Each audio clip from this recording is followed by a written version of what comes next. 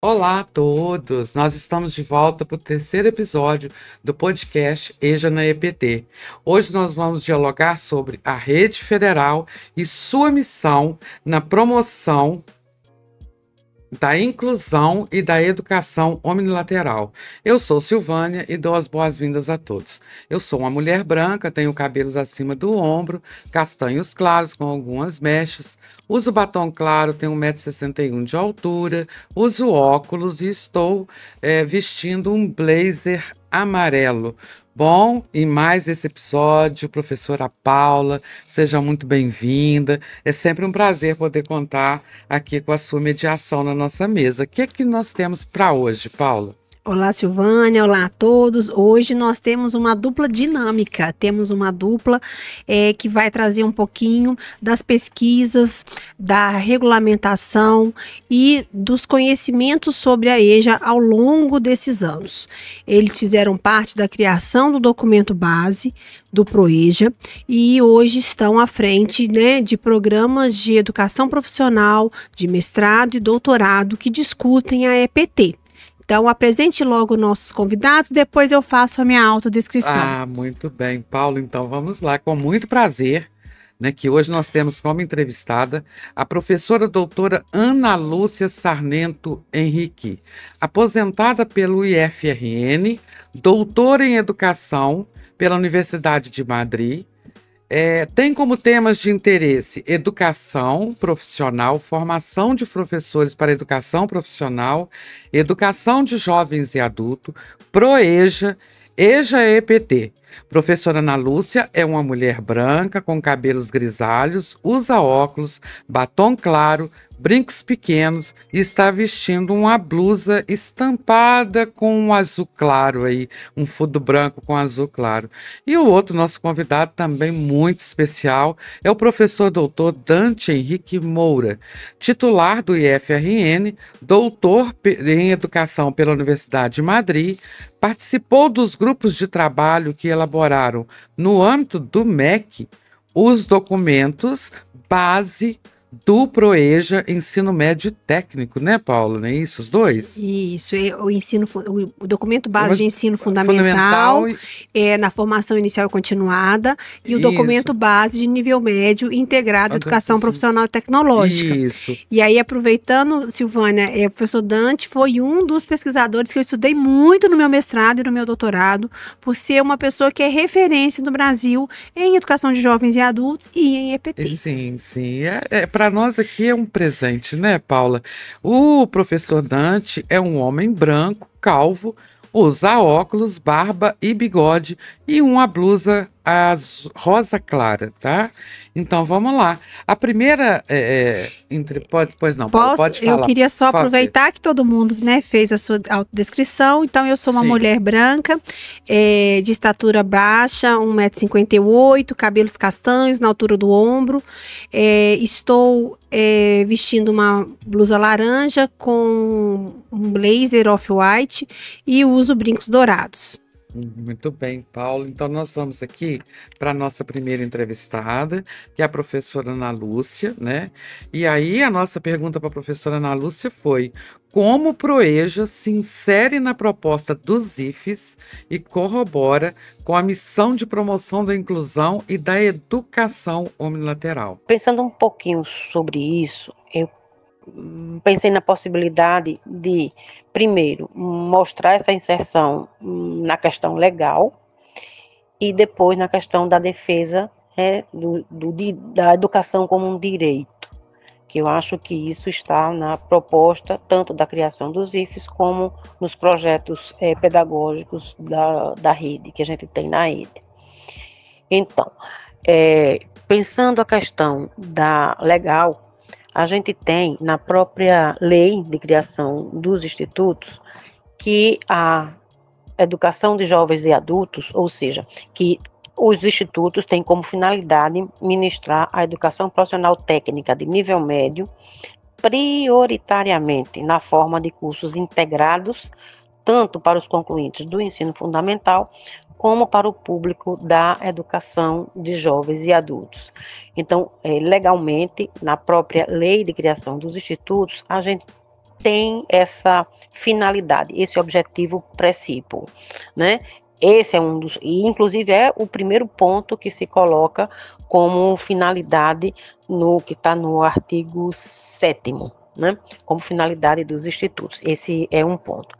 Além disso, a gente tem também o decreto 5840 de 2006, que determina que nós, dos institutos federais, devemos reservar, no mínimo, 10% do total de vagas do ingresso da instituição para cursos do Programa Nacional de Integração da Educação Básica com a Educação Profissional na modalidade de jovens e adultos, de educação de jovens e adultos, que é o PROEJA.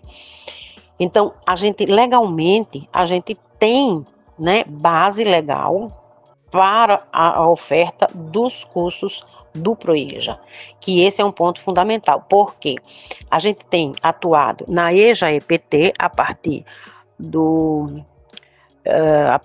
da legislação, a partir da portaria 962, e a gente tem atuado no ensino fundamental no concomitante e não no integrado, né? Mas a gente tem respaldo legal para trabalhar com o integrado. Então, esse é o primeiro ponto, que é o ponto legal. O outro ponto é que a gente precisa pensar a EJA integrada, a EPT, como um direito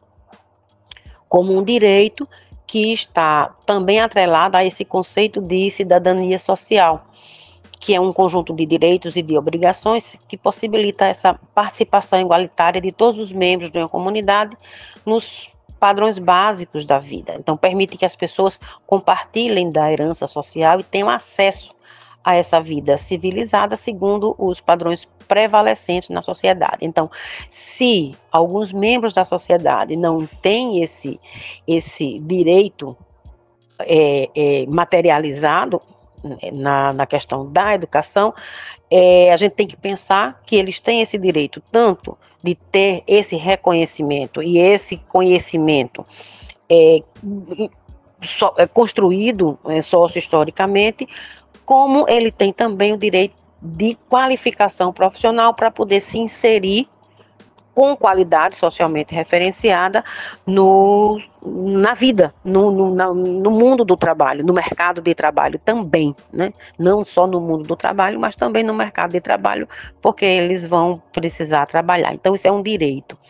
Então, a gente agradece a professora Ana Lúcia pelas contribuições, e a sua fala, professora, nos faz pensar muito sobre a relação desse trabalho, né, desse programa, dessa legislação com os estudos de Paulo Freire. Então, eu faço uma pergunta ao professor Dante, a partir da fala da professora Ana Lúcia e também de todos os estudos que o senhor tem, professor, sobre a pedagogia freiriana. A proposta dos institutos federais, e dentro dessa proposta, a proposta de EJA-EPT, ela tem relação e como ela se relaciona ao efetivo inédito viável trazido por Paulo Freire? Olá a todos e todas. Vamos conversar hoje um pouco sobre a relação entre o projeto dos institutos federais e o inédito viável em Paulo Freire. Por que a gente pode estabelecer essa relação?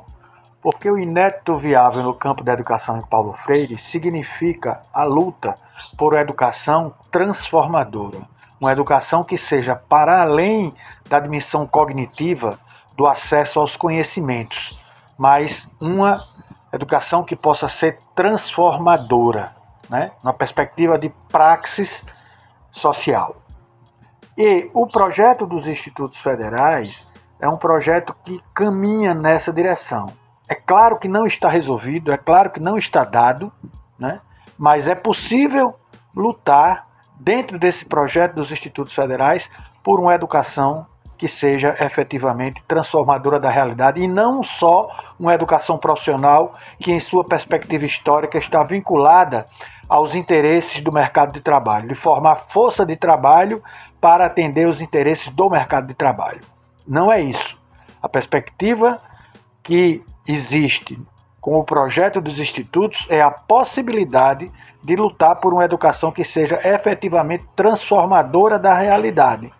Para isso, é fundamental 3 elementos: um projeto de formação, as condições materiais concretas, né, a infraestrutura, os prédios, os equipamentos, e uma adequada formação e compreensão de todos os sujeitos envolvidos nesse processo. Os professores, os trabalhadores da educação em geral e a equipe de gestão também. Então, essa conjugação entre esses 3 pilares que vão permitir a materialização desse efetivo inédito viável. É necessário partir de um conceito fundante para o inédito viável, que é a consciência de classe. A consciência de classe ela é fundamental. A consciência de classe dos professores, dos trabalhadores técnico-administrativos e da equipe de gestão. É a consciência de classe que vai permitir essa praxis transformadora da realidade. Sem ela, esse inédito viável não se viabiliza. Então, ele é possível, é viável, mas ele está em disputa, ele não está dado. Mas podemos avançar nessa direção e, para isso, é fundamental assumir a consciência de classe. De todos esses trabalhadores e trabalhadoras envolvidos nesse processo, são classe trabalhadora que estão atuando na formação de outros sujeitos da mesma classe trabalhadora. Então, essa relação de compromisso de classe ela é fundamental para que se possa estabelecer o inédito viável. Bom, a gente agradece aqui o professor Dante, né? E nessa proposta de desenvolvimento integral para jovens e adultos, pautada no conhecimento de classe e na formação unilateral, como é possível atingir essa formação na EJA-EPT? Aí quem vai responder para nós é a professora Ana Lúcia. Para que ela atinja essa preparação, essa formação unilateral, essa formação integral, a gente tem que pensar a EJA-EPT, a EJA integrada à educação profissional, a partir das funções reparadora, equalizadora e qualificadora que estão no parecer 11 de 2000. Então, essas funções, apesar das últimas diretrizes da EJA, elas continuam válidas. Esse parecer não perdeu a sua legalidade. Ele não. Então, como uma EJA de qualidade socialmente referenciada, a gente tem que pensar nessas funções, reparar o que eles não tiveram, dar a eles o conhecimento que eles não tiveram, né, e fazer isso de forma que eles possam atingir o mesmo nível que as outras pessoas, né, que conseguiram estudar de forma regularmente, né, terminaram o ensino fundamental, o ensino médio na idade dita regular, e também precisamos de uma qualificação para ele, um excelente ensino médio, um excelente ensino fundamental e, além de tudo, né, a função qualificadora que ela pode também se articular com a formação profissional para que ele possa atuar com qualidade no seu trabalho, né? Então, e aí, claro, isso tudo tem que ser feito a partir de uma perspectiva da formação humana integral e integrada com um currículo único numa instituição. Então, não se trata aqui, não estou falando aqui de uma EJA concomitante, que também a rede tem feito muito a partir da portaria 962. Então, é uma questão da formação humana integral, integrada no currículo único em uma única instituição. E outra coisa é conseguir o apoio do CONIF, né, e do FDE nessa luta por uma EJA-EPT socialmente referenciada. E eu lembro, né, que como um documento que surgiu, que foi construído ao longo do ano passado, ao longo de 2024, foram as diretrizes indutoras da EJA-EPT junto com o FDE, né? Então, a gente tem diretrizes indutoras da educação de jovens e adultos integrada à educação profissional e tecnológica na rede federal, que é um documento elaborado, né, pelo FDE, do CONIF, em apoio ao EJA integrado à EPT, nos moldes do PROEJA. Então, Paula, eu gostaria que você comentasse, né, essas duas pessoas que trouxeram esse assunto tão tão importante que é a rede federal e a unitariedade, né? Porque, inclusive, eu não posso deixar de registrar que quem está fazendo esse trabalho com a gente aqui e que está aí já há mais de 4 meses me auxiliando para que a gente pudesse contemplar aqui e cumprir esse trabalho é um egresso do curso de BSI do Campus Juiz de Fora, que é o Pedro, que está hoje nos acompanhando aqui nessa gravação. Então, assim, onde você vai, existem histórias do Instituto Federal, né? E isso é muito bom. Então, fala um pouco para nós sobre os nossos entrevistados. Então, assim, eu acho que professora Ana Lúcia e professor Dante, que nos deram o prazer, né, de nos atender, mesmo à distância, falando direto lá de Natal, Rio Grande do Norte, eles trazem algumas reflexões muito importantes para esse processo de compreensão e de entendimento do que seria o programa ProEja e a EJA-EPT na rede federal. Então, a gente precisa entender que, pela Constituição, a educação é um direito de todos, é um dever do Estado e da família.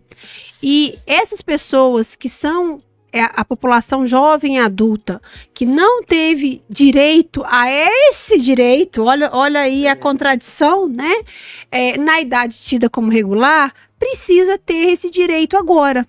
E nada melhor do que uma formação que seja uma formação contínua, uma formação integrada, uma formação integral que proporcione tanto os conhecimentos básicos quanto os conhecimentos profissionais para que eles possam modificar a sua realidade de vida, tanto social, quanto econômica, quanto pessoal.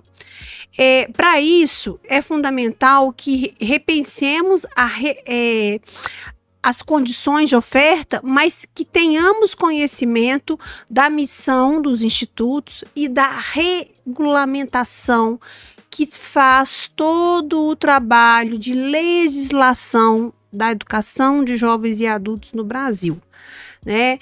É importante entender as peculiaridades desse público e entender que quando Paulo Freire fala desse inédito viável, ele fala de algo que é possível e que, segundo Eliezer Pacheco, está inserido na missão, na estrutura, na organização dos institutos federais. Por isso, fala só um minutinho, né? Eliezer Pacheco, ele fala que os institutos federais, ele é o inédito viável que deu certo. Exatamente. Por quê? Porque o ProEja é uma ferramenta de inclusão. É uma ferramenta que possibilita a consciência de classe, que possibilita a conclusão de etapas que antes na vida estavam inacabadas. Então, é fundamental que a gente entenda esse programa e essa modalidade de ensino como algo pertinente para a consolidação de uma nova sociedade.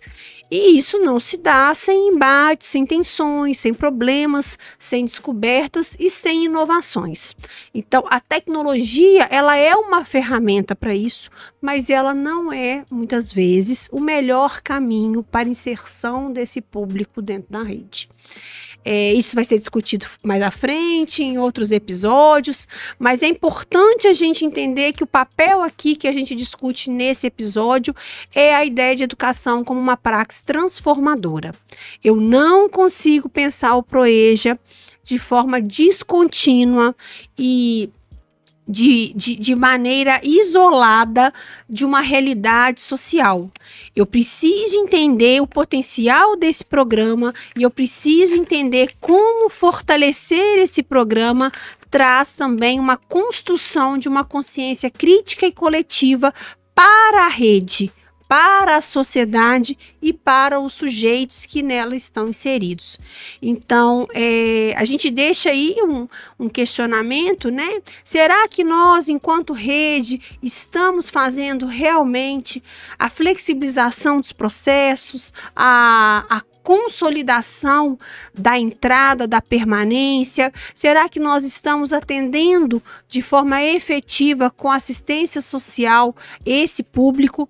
E será que nós estamos fazendo que o inédito viável seja realmente efetivo, saindo de uma utopia e trazendo para uma realidade? Então, para você que nos assiste, eu deixo essa interrogação. No seu campus, na sua unidade, na sua instituição, O PROEJA tem sido o inédito viável? O PROEJA tem sido eficiente? Tem acontecido? Ou tem sido apenas um sonho de alguns e uma bandeira de poucos? Fica aí a nossa reflexão. E eu, assim, vou ler, eu queria ler aqui um trechinho do que o professor Dante deixa, que me tocou bastante, né? Não vou ler tudo para não ficar muito grande, mas ele falou, olha, podemos avançar nessa direção, que é do inédito viável, mas para isso é essencial que todos os trabalhadores e trabalhadoras envolvidos assumam sua consciência de classe. Afinal, são membros da classe trabalhadora atuando na formação de outros sujeitos da mesma classe. Esse compromisso de classe é fundamental para que o inédito viável se torne realidade. Então, essa é uma fala muito forte. E é isso. Bom, pessoal, chegamos ao final do nosso terceiro episódio. A gente vai ficando por aqui, mas ainda temos o quarto episódio e a gente espera por você. Até lá, um grande abraço.